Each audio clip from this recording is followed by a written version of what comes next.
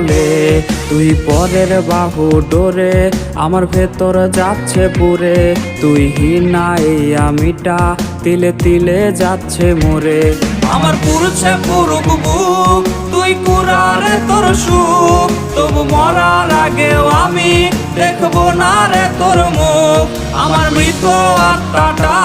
তোরে ডাকবে একদিন খুব আমি দেখবো সেদিন তুই ওরে কেমনে রবি চুপ